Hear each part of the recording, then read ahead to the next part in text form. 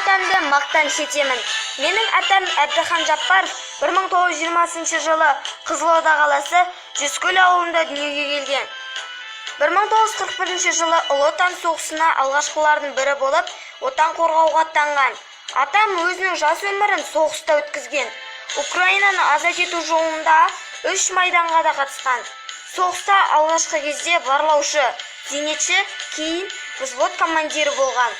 Көптеген орден медальдармен марапатталған. Соғыста 1945 жылы елге оралып, бейбіт тіршілікке атсалысқан. Ауылда мал фермасында, егін шаруасында бригадир болған. Атам 8 баланың әкесі.